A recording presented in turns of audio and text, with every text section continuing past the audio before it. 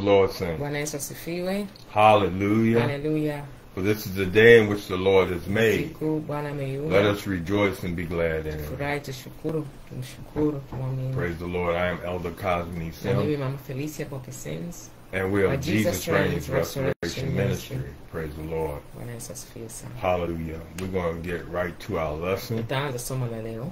And the title of our lesson today is Sound Doctrine. Kichwa cha habari ni mafundisho yenye uzima. Sound Doctrine. Mafundisho yenye uzima. And what is sound doctrine? Maana yake ni nini? And sound doctrine is teachings Ni mafundisho and beliefs na imani that are accurately and constantly based on the Bible. ambayo yanaendana na Biblia. Teachings that rightly explain what God has revealed to us in His Word. Mafundisho ambayo yanafunua Bwana hasa alichosema na sisi katika neno lake. Teaching Christians how they must live. Wafundisha Wakristo jinsi gani wanapaswa kuishi. Amen. Amen. And then the phrase that's used also in the Bible, being sound in the faith. Amen. Msemo unasikia watu wanapenda kusema huyu yuko imara katika imani. Amen. Yaani ana misingi mizuri. Sound in the faith is that the faith which is a faith that pleases God. Ile imani inayompendeza Bwana. A faith that works. Imani ambayo inatenda kazi. A faith that enables us to get God's job done. Ambayo inatusaidia kuifanya kazi ya Bwana. To be free of error. Kuwa haina makosa. To be correct. Kuwa sahihi. To be sound. Iliyo na misingi imara. To be sound is be not jittery, not to waver. Kuwa na misingi imara ni mtu ambaye hatikisitikiswi, hayumbiyumbi. To be on track. Kuwa katika mstari, njia inayostahili. To be well, hallelujah, to be well, to be in good health. Kuwa katika afya njema. And having good behavior in the church. Na kuwa na tabia njema katika kanisa. Like the example that Paul gave, that the house of God is the pillar of truth. Kwamba alisema nyumba ya Mungu ni mnara wa and that we must know how to conduct ourselves in the house of God decently and in order. Inapaswa tujue jinsi ya kuenenda katika nyumba ya Bwana kwa utaratibu na mpangilio. These things are the preachers are and the ministers are to teach to the people. Haya ndio mambo ambayo watumishi wa Mungu wanapaswa kufundisha watu. Amen. Amen. Hallelujah. Hallelujah. But today it seems like it's so many that come to pervert the gospel, and the examples that a lot of so-called pastors and teachers, not so-called, but false teachers and false prophets and false apostles are doing today is a circus act. Unaona, yani leo, siku za leo, watumishi hao wa uongo na waumini ambao wamefundishwa vibaya, hawajapata misingi mema, wanafanya injili ni kama sarakasi. God says He will give pastors after His own heart that will give knowledge to keep the people on track. Ndio Bwana alisema atatupa watumishi wa Mungu ambao wako karibu na moyo wake, watatuonesha njia iliyo sahihi. The Lord said, if you love me, feed my sheep, Bwana feed my lambs. alisema mkinipenda lisha kondoo wangu. Hallelujah. How beautiful are the feet of them that preach the gospel. Imependeza sana miguu inayohubiri injili. And bring good tidings. Na kuleta habari njema. Amen. Amen. How can you hear without a preacher? Mtu atasikiaje asipohubiriwa? And how can one preach unless he be sent? Na mtu atahubiri vipi asipotumwa? Amen. Amen. Many are called but few are chosen. Wengi wameitwa lakini wachache wamechaguliwa, wameteuliwa. Hallelujah. Hallelujah. Some were sent and some went. Wengine walitumwa, wengine walienda tu wenyewe. If you're going to go, don't go without Jesus. Kama unaenda kwa ajili ya kazi ya Bwana, hallelujah, bila Yesu Kristo. Lean not to your own understanding. Tegemea akili zako mwenyewe. And hallelujah, Apostle Paul, Tumishi Paulo, letters and instruction him and Peter gave to the bishops and deacons. Na maelekezo ambayo Petro alitoa kwa ajili ya maaskofu. Instructions he gave to Timothy and Titus concerning those bishops concerning sound doctrine. Kuhusiana na mafundisho yaliyo sahihi. Beware of false gospel, false teachings. Akaonya kuhusu mafundisho ya uongo. And old, wise, and Jewish fables. Na historia na maneno yasiyokuwa na maana. Amen. Amen. So we must be on one accord concerning the gospel. Inabidi tuwe imara, tuwe wamoja kuhusiana na What is the gospel? The good news. Injili ni nini? Ni habari njema. Amen. Amen. The good news of salvation. Kuhusu wokovu. Jesus told his disciples, and what he say to one, he say to all. Bwana alisema, Yesu Kristo aliongea kwa wanafunzi wake, na alichosema kwao ni amesema na sisi. Take heed to the doctrine. Kuwa makini na mafundisho. Amen. Amen. In Titus is written that it was handed down once unto the saints. Tunaona kitabu cha Tito inasema tulikabidhiwa kutoka kizazi kimoja hadi kingine. A common salvation known among all. Wokovu unaojulikana katika wote. One Lord, one faith, one baptism. Bwana mmoja, imani moja, ubatizo mmoja. One God above all, through all, and in you all. Mungu mmoja juu ya yote, ndani ya yote na katika yote. But these days there are many doctrines. Lakini siku hizi za leo unakuta kuna mafundisho where divides the body of Christ instead of unifies the body of Christ. Yanaugawanya mwili wa Kristo badala ya kuunganisha mwili wa Kristo. The word of God says that it's for you to know the will of God. Neno la Mungu linasema ni juu yetu sisi kujua mapenzi ya Mungu. That you be not ignorant concerning these things. Tusiwe watu sio na ufahamu kuhusu mambo haya. Certain let us start. You know. Amen. Having the Holy Ghost. Yanaanza kusema unajua, unafahamu, unajua, unafahamu. You should know the truth, and the truth shall make you free. Unapaswa ujue kweli na kweli ikakuweke. Not bound but free. Sio ikufunge bali kuweke huru. Hallelujah. Hallelujah. And when it comes to being sound in the faith, the definition is that faith, hallelujah, which pleases God. Yani kuwa na mafundisho yenye uzima, again, those things that work. Bwana. No error, hallelujah, being sound in the faith. Isiyo na makosa, iliyokuwa imara katika imani. God is concerned with what you eat from day to day. Bwana anajali unachokula siku hadi siku. Amen. You got to eat the whole roll. Inabidi ule donge zima. When it comes down to the word of God, inapokuja kwenye neno la Bwana, it will lead you and guide you in all truth. Kuongoza katika kweli yote. It's a light unto our path and a lamp unto our feet. Ni mwangaza katika njia yetu. It's the power of God unto salvation. Mwongozo wetu. Hallelujah. The power of God unto salvation. Nguvu ya Mungu katika wokovu. Amen. Amen. And the Lord said, I send my word that you be healed. Na Bwana ameshatuambia anatutumia neno lake ili lituponye. Many of us had broken hearts. Wengi wana mioyo iliyovunjika. We all sinned and came short of the glory of God. Wote tumemkosea Bwana. We all were born in sin and shaped in iniquity. Wote tumezaliwa katika dhambi. Oh, hallelujah, but the shed blood of Jesus on Calvary's cross. Tunashukuru kwa ajili ya damu ya Yesu Kristo. He made a way. Hallelujah. He made a way and reconciled himself unto his people. Ametengeneza njia kutupatanisha Mungu, watu wanadamu na Mungu. And we have fellowship with him, hallelujah, and being heirs with Christ through his Holy Spirit. Na tunaushirika naye tukiwa Kristo kupitia Roho wake Mtakatifu. He made a way. Ametutengenezea njia. But as Christ has suffered in the flesh, arm yourself likewise. Lakini jinsi Kristo alivyoteseka katika mwili wake, na sisi tujitayarishe. The Holy Ghost, Roho Mtakatifu, you're going to walk right. Anahakikisha unatembea sawa. You're going to talk right. Unaongea sawa. You're going to live right. Unaishi sawa. You're going to pray right. Unaomba sawa sawa. Why? And what's going to keep you doing that? Nini kitakachokuhifadhi? Sound doctrine. Ni mafundisho yenye uzima. The truth. Injili ya kweli, ukweli. The word of God. Neno la Mungu. That we ingest daily. Ambalo tunakula kila siku.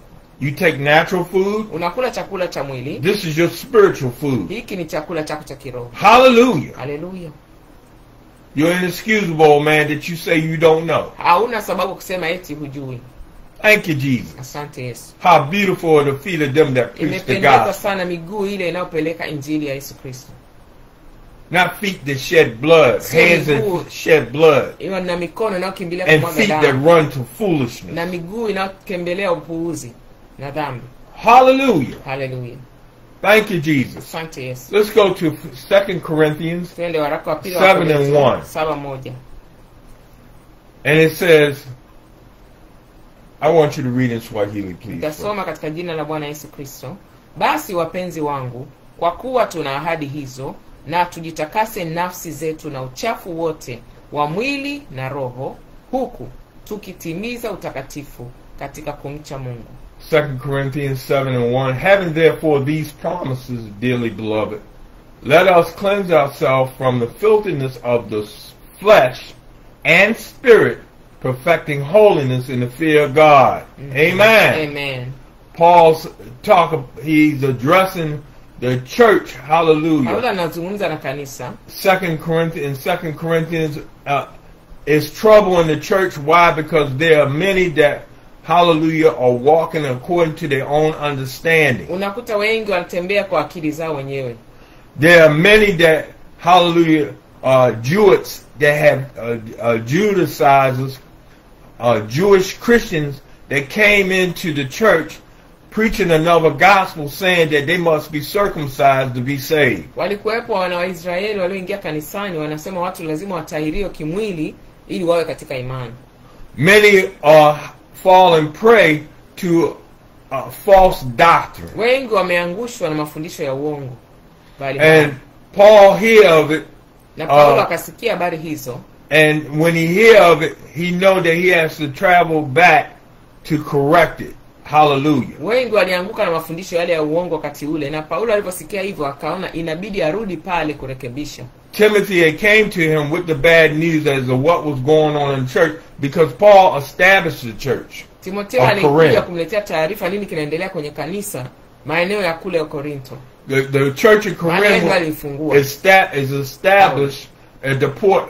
It was a big place of trade, and where they made a lot of money, and was a lot of entertainment and a whole lot of other things, but it was a big port of trade in Greece. Hii mji wa Korinto ulikuwa ni sehemu ya biashara na mambo mengi yalikuwa yanaendelea mahali pale.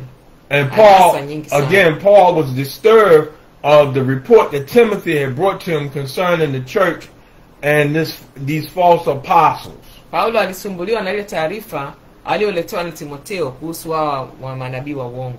Amen. So Paul wrote a letter to send back. Hallelujah. Paulo akaandika barua kutuma kwa Wakorinto. And this letter was a correction, a rebuke of what was going on in the house of God. Na haya yalikuwa ni maonyo kwa ajili ya yale yalikuwa yanaendelea katika kanisa la Bwana wakati ule.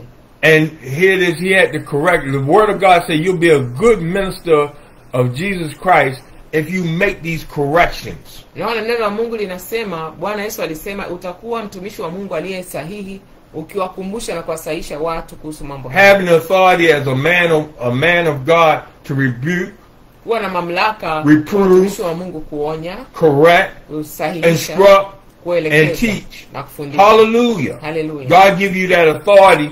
Hallelujah. As a man of God over his pasture. Bwana amekupa mamlaka kama mtumishi wa Mungu katika kulinda kondoo zake. Not as a false apostle. Sio kama nabii wa But an apostle. Bali mtumishi wa Bwana. Not as a false teacher. Sio mwalimu wa uongo. But as a teacher in the church. Mwalimu katika kanisa. Not as a greedy pastor after filthy lucre. Ni mchungaji mwenye ulafi, mwenye tamaa. Or self-glory. Nakimbilia pesa. But a pastor after God's own heart. Bali mchungaji ambao that will do his will. Unayefanya mapenzi ya Bwana kwa nia njema. Not my will, Lord, but let thine will be done. Unasema mapenzi yako atimize, sio mapenzi yangu Yesu. So this heresy that was going on in the church. Kwa hiyo uasi ule ulikuwa unaendelea katika kanisa wakati ule. And that's what heresy is. Ndio maana ya hiyo heresy. When you go against the word of God and you have your own way of doing things. Ukiwa unaenda kinyume na neno la Mungu na unafanya mambo yako kivyako. Amen. Amen. And so he had sent this letter. Kwa akatuma hii barua. And in the process of sending a letter, wrote a letter rebuke to the house of Corinthians. Na akaenda akakemea nyumba ya Wakorinto. He sent the letter by the hand of Titus. Alipeleka kwa mkono wa Tito. And Paul left Ephesus. Paulo aliondoka I believe Ephesus was way of Turkey. Ambayo ni kupitia Uturuki. To meet with Titus. Kukutana na Tito. But in the process of meeting with Titus. Na katika njia hii. And Troas. Wa mji unaitwa Troas. He received good news that the Corinth church had repented. Alipata taarifa njema kwamba kanisa la Wakorinto wametubu. At least most of the Corinth church had repented. Walikuwa wametubu. We have to be careful that we don't sit down and eat and rise up to play in the house of God. Inabidi tuwe makini tusiende nyumba ya Mungu kujiburudisha. So these people, the Bible also describes how false brethren will come into the church unaware to try to overthrow the faith of many. This is what Paul was warning those young bishops about. Unaona manabii wa uongo alionya jinsi ambapo manabii wa uongo wanapoingia kwenye kanisa na uharibifu wanaofanya. Where in 1 Corinthians it was hallelujah one of praise and joy and happiness. He had to write a letter of rebuke and sadness because of the sins that was being committed in the house of God. Wakati wa Korinto wa kwanza alikemea kuhusiana na dhambi zilizokuwa zinaendelea mahali pale. Amen. Amen. And these things go on today. Na mambo haya yanaendelea siku hizi za leo. Hallelujah. Hallelujah. So this have been again we must be on one accord concerning the word of God. Ninasema tena inapaswa tuwe wamoja na nia moja kuhusiana na neno la Bwana. Amen. Amen. Thank you, Jesus. Asante Yesu. So here Paul, when it comes down to Paul's ministry and sacrifice in the church, they even came against his apostleship and his authority in the house of God, and he helped establish the church of Corinthians. Unaona yeye ndio aliyesimika aliyefungua lile kanisa la pale wa Korinto, lakini walikuja wakageuka wakapinga hata utumishi wake kabisa. Amen. Amen. 2 Corinthians 11 and 21. Wa Korinto sura 11:21. Hallelujah. And again about that letter that he sent to the church. Tena kuhusiana na ile barua aliyoituma kwa kanisa by Titus, the hand of Titus. Kwa mkono wa Tito. And it was received by most of the church. Ilipokelewa na wengi katika kanisa lile. Not everybody in the church is going to receive it the way they should receive it, with gladness. Sio kila mmoja atapokea mafundisho au injili kinachotoka madhabahuni sasa kinapopaswa kupokelewa. I remind you, on the day of Pentecost, 3,000 souls, only 3,000 souls were saved that day. Maybe a city, the city of Jerusalem might have had maybe over 100,000 people. Unaona siku ile ya Pentecoste ni 3,000 tu ndio waliokolewa, ambapo kati ya nadhani wanaweza kuwa watu 100,000. The word of God says many who received the word were baptized. Unaona neno la Mungu linasema wengi walipokea neno la Mungu na wakabatizwa. Not everybody received the word the way they should. Ujue sio kila mtu atapokea neno la Mungu the way But we must have, we must have the same mind and do the same things in Christ Jesus. Bali tunapaswa kunia mamoja katika Yesu Kristo. Amen. Amen. And that's being one with Christ. Ndio maana kuwa wamoja katika Kristo. So 2 Corinthians 11 and 21. Hallelujah. Mstari wa 21 sura say, ya I speak concerning reproach as though we had been weak.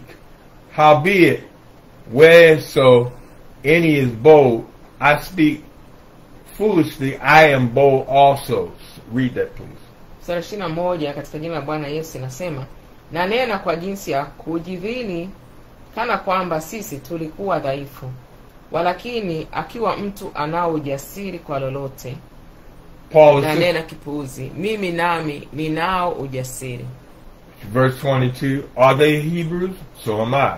Are they Israelites? So am I. Are they the seed of Abraham? So am I. Hallelujah. Wao ni Waebrania na mimi pia. Wao ni Waisraeli na mimi pia. Wao ni uzao wa Ibrahimu na mimi pia. Are they ministers of Christ? I speak as a fool. I am more and labor more abundantly, and stripes above measure, in prison more frequently, and death art. 23. Wao ni wahudumu wa Kristo? Na nena kiwazimu. Mimi ni zaidi. Katika taabu kuzidi sana. Katika vifungo kuzidi sana. Katika mapigo kupita kiasi. Katika mauti mara nyingi. Verse 24.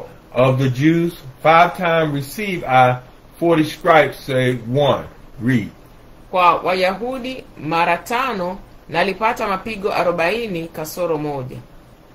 This is going to be a description of what Paul suffered from day to day Hapa ni maelezo ya yale Paulo aliyopitia siku as an hadi siku apostle in the church of God. kama mtumishi wa Mungu In katika kanisa Christ la Bwana. Jesus. Haleluya. In Christ Jesus. Katika Yesu Kristo. Hallelujah. Haleluya. We have a church of God Katika in Kristo Yesu Christ. samani. Tuna kanisa la But Yesu we got to Kristo. make clear that it's church of God in Christ Jesus. Inabidi tuwe makini tuseme ni kanisa la Kristo Yesu. Maki wengi wanajiita makanisa ya Mungu. Verse 25. Mstari 25. Thrice was I beaten with rods. Once was I stoned. Thrice I suffered shipwreck. A night and a day I have been in the deep. Read. 25. Mara 3 nalipigwa kwa bakora, mara 1 nalipigwa kwa mawe, mara 3 nalivunjikiwa jahazi, kuchwa kucha nimepata kukaa kilindini.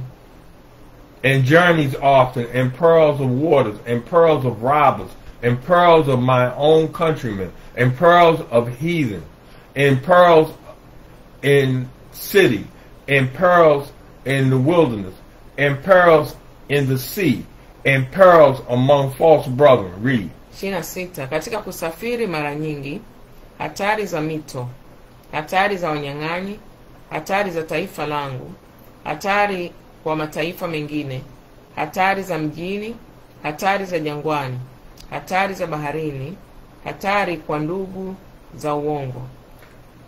27. And weariness, and painfulness, in watchings often, in hunger and thirst, in fasting often, in cold and nakedness. Read. Tasoma 27. Katika uchovu, katika maumivu, katika kuangalia kwingi, katika njaa kiu, katika vifungo zaidi vingi, katika baridi na katika utupu. Verse 28. Besides those things that are without, that which cometh upon me daily, the care of all the churches. Read that, please. Magairi ya mambo ya nje yako ni yanijiayo kila siku, ndiyo maangalizi ya makanisa yote. Amen. Amen. It's things that we encounter as men and women of God, as we minister, even as a witness of God, kama watumishi wa Mungu wa kike na wa kiume, to win a soul, hallelujah, kuokoa to nafsi, bring people to Christ, kuwaleta watu kwa Kristo, to win souls for the kingdom. kuokoa nafsi kwa ajili ya ufalme wa We're Yesu suffering Kristo. things from day to day. Tunateseka na mambo mengi siku hadi siku. This man was beaten, he was stoned to death. Huyo mtu God brought him alipigwa, back, karibu mauti mara nyingi, Mungu alimrudisha, running from people from one city to another. akikimbia mji mmoja kwenda mwingine. His life being threatened just about every time somebody see him. Kila mtu akimuona, samahani, But it did not discourage the man of God wanataka from serving. kumvuruga, kumuondoa duniani. He said, out of all that I went through and being beaten, being stoned, being hunger, being naked, being cold, I still had the responsibility of not some, but all of the churches. Anasema pamoja na yote aliyopitia bado alikuwa anawajibika katika huduma. And with that responsibility is that the truth must be preached, sound doctrine. Na katika wajibu huo alikuwa akili yake yote imeweka kwenye msisitizo kwamba lazima injili ya kweli ihubiriwe. That the people know how to conduct themselves, not just in the house of God, but in being effective witnesses of Christ by speaking the truth. Watu waelewe jinsi ya kuwa mashahidi wema wa Kristo na kihubiri injili ya kweli. Paul rejoiced for the fact that a lot of God's people were walking in truth. Paulo alibarikiwa sana kuona watu wa Mungu wanatembea katika kweli. Amen. Amen. Hallelujah. Hallelujah. Verse 29. Who is weak and I am not weak? Who is offended and I burn not? Read. Ni nani aliye dhaifu nisiwe dhaifu nami? Ni nani aliye kwazwa nami nisichukiwe? 30-31. Read. 30-31. Ikinibidi kujisifu, nitajisifia mambo ya udhaifu wangu. Mungu Baba wa Bwana Yesu ndiye mtukufu hata milele. anajua ya kuwa sisemi uongo. Hallelujah. Verse 30 and 31. If I must need glory, I will glory of the things which concern my infirmities. What I'm going to rejoice in the Lord. I hear, hallelujah, even James say, when tribulation come, when trials come, leap for joy. Hallelujah. Anasikia Yakobo akisema matatizo, majaribu yakija, wewe furahi, ruka kwa kufurahi kabisa. The apostles were beaten. Hallelujah. They rejoiced for the fact that they suffered for his name's sake. Hallelujah. Yesu Kristo walipokuwa wakipigwa na kuteswa, walishukuru kwamba wanateseka kwa ajili ya injili ya Yesu Kristo. You have a broken heart, begin to praise God. Give God glory. Hallelujah. Moyo umevunjika, umekata tamaa, acha kumsifu Bwana. Hallelujah. Asante. Hallelujah. Hallelujah. Walk around and give him praise. Give him glory. Tembea katika shughuli zako ukimsifu Yesu Kristo. Say, I pray your praise is your victory. Amen. Sifa yako, ushindi wako uko ndani ya sifa yako. Amen. Amen. God inhabits the praises of his people. Bwana huishi katikati ya sifa za watakatifu. Amen. Instead of crying about it, shout about it. Badala ya kutoa machozi, shout it out. Hallelujah. Wewe toa sauti ya sifa. Hallelujah anyhow. Yesu Kristo. Amen. Hallelujah. Hallelujah. We got so much to thank the Lord for. Kuna mambo mengi sana ya kumshukuru Bwana. If your body may not be acting right, your body may be breaking down. Mwili wako unaweza kuwa hauendi sawa. The outward body, hallelujah, if this earthly body is disintegrated, there's a hallelujah, a body not made by man but by God. Hallelujah, eternal in the heavens. Hallelujah. Mwili huu wa nje unapoharibika, tujue tuna mwili tunapambania kupata mwili usioharibika. It's a mystery where we have a spiritual body. Ni siri, yani kupata ule mwili wa kiroho. We're always encouraged to walk in the spirit that you don't fulfill the lust of this, the flesh. Na sisi kanisa la Yesu Kristo ni mwili wa kiroho, tunaambiwa tutiishe mwili, tusitembee kufuata mwili. The outward body is deteriorating, but the inward man, which is Christ Jesus, is renewed, the Bible say, day by day. Biblia inatuambia mwili wa nje unapoharibika, mwili wa ndani unahuishwa siku hadi siku. And God give us new mercies every day. Na Bwana anatupa rehema zake siku hadi siku. High blood pressure, bad heart, people having bad memory and a whole lot of other things. But God, He is a balance.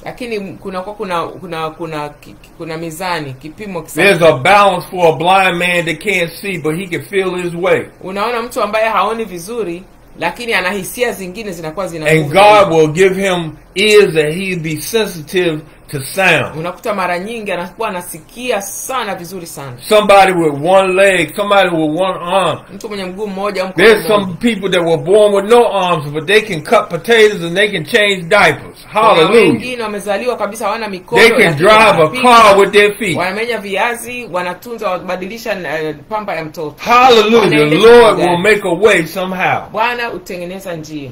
So I rejoice in my infirmities. Kwa hiyo ninafurahia madhaifu yangu ya kimwili. Hallelujah. Hallelujah. My praise is my weapon. Hallelujah. Sifa yangu ndio silaha yangu. Hallelujah. Thank you, Jesus. Asante Yesu. And 31, the God and Father of our Lord Jesus Christ, which is blessed forever, know that I lie not. Amen. Mstari wa 17, 17. Yeah. I just found on 31. Okay. You read 31 and 31? Yes. Nitarudia tena kusoma. Let me read this again. Yeah. Na Mungu Baba wa Bwana wetu Yesu Kristo, ambaye abarikiwaye milele na milele, anajua kwamba sisemi uongo. Amen. Amen. Sound doctrine in the faith. Mafundisho yenye uzima. If somebody come to your door, mtu akija mlangoni kwako, don't the word of God says don't let them in. Neno la Mungu nasema if they come with another gospel, usimjua akija na sasa akija na injili nyingine. If they come with another gospel, akija na injili nyingine, tunao huko majao. Because you become a partaker of their sin. Utakuwa wewe mshiriki wa dhambi zao. They're going to come, they're going to try to win you. No, you be sound in the faith. Wewe simamia you know thus says the Lord. Unajua asema Bwana. I don't know everything from Genesis to Revelation. Sijui kila neno kutoka mwanzo mpaka. But being led by the Holy Ghost, lakini kiongozwa na Roho Mtakatifu, I know enough to be saved, najua kutosha kuokolewa, stay saved, na kubaki and help somebody get saved. Kusaidia mwingine aokolewe. Amen. Amen. A sinner man, he need Acts 2:38. That's all he needs right Mwenye now. dhambi anahitaji Matendo Turn ya to you Mitume be endowed with power from on high of the Holy Ghost. 2:38. To repent and be baptized in Atubu. Jesus' name for the taking away the remission of his sins. Abatizwe kwa kuondolewa That he dhambi, received the gift of the Holy aweze Ghost speaking in kupokea tongues Roho Mtakatifu. as the Spirit give Kunena kwa utterance. lugha. That's God's promise Ndio ahadi za Yesu Kristo unto him and his children kwa yeye na watoto wake and all those that will seek his face. na wote wale wanao. He made a way. Hallelujah. Ametengenezea For a njia. sinner man, somebody that need to be saved, somebody need to be, you don't need to concern yourself with a whole lot of scripture. You just need to repent Mwenye dhambi ndio unakuja kwanza kwa Yesu mara ya kwanza. Wewe sikilia and be kutubu kwanza. baptized in the name Acha na mambo of Jesus, mengine. Ubatizwe kwa jina la Yesu, uombe Roho Mtakatifu that you may akujaze. walk in the newness of life Utembee katika uzima. Ndio and mafundisho tarry until you tunapatiwa wait on the wanaohitaji. promise from on high. Usubirie ahadi ile, As lakini you ujifunze sanctify neno la Mungu yourself, kuhusiana na hiyo. and the God of peace will sanctify you wholly. Na Mungu wa amani atakutakasa kamili. Hallelujah. Hallelujah. That leads scripture. Hallelujah. Shaking the filthiness of the flesh and of the spirit Tulisoma andiko hilo mwanzoni kwenye Tito, and tuondoe perfecting holiness. uchafu wote Amen. usiofaa. Having therefore these promises, dearly beloved, Kupata ahadi hii, let us cleanse ourselves. tujisafishe, tujitakase. Amen. Haleluya.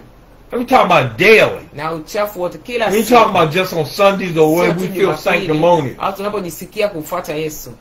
Amen. Amen. Cleanse yourself, not just of the flesh, but of the spirit also. Uchafu sio tu wa mwili bali na wa roho. We can let these false doctrines, these false preachings, these false things, as these Jews did, telling them they had to be circumcised to be saved, we can let this stuff get into our flesh and our spirit and do things contrary to God to make God angry. Tunaweza kumkasirisha Bwana kwa kuruhusu haya mafundisho ya uongo yatakatuchafua. We can provoke God to anger. Tunaweza kumsababisha Bwana akakasirika. We don't want to provoke God. We want to invoke God. Lord, you are welcome in this place. Kumkaribisha. Lord, heal and deliver in this place. Unakaribishwa mahali hapa. Fungua watu, saidia watu, okoa watu, ponya watu. Lord, what is it that you want me to do? Kwamba Bwana ni nini ungependa nikufanyie? Lord, your servant hears. Hallelujah. Mtumishi wako anasikia. Use me, Lord. Bless me, Lord. Tumie, nibariki. Sema nami. Thank you, Jesus. Asante Yesu Kristo. So, shaking the filthiness of the flesh and of the spirit and perfecting holiness in the fear of God. Kutimiza utakatifu katika hofu ya Mungu.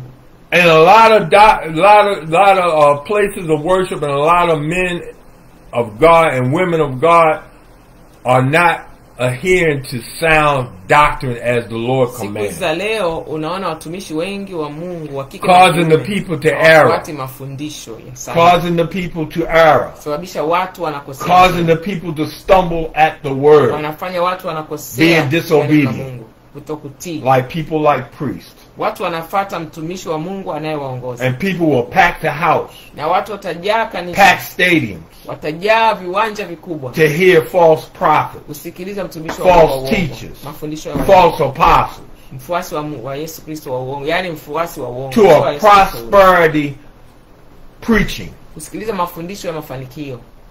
Not prosperity preaching. We should be about a saving of the soul preaching. Inabidi tufuatilie kuokoa kwanza nafsi na watu wafuate utakatifu. A preaching of salvation. Mafundisho ya wokovu. Hallelujah. Hallelujah. But this right now concludes part 1 of our lesson. Hapa tunaishia sehemu ya kwanza. Sound doctrine. Mafundisho yenye uzima. He that has an ear, let him hear what the Spirit has to say. Mwenye masikio na asikie Roho wa Bwana anasema nini. Hallelujah. Hallelujah. Tutaonana sehemu ya pili muda si mrefu.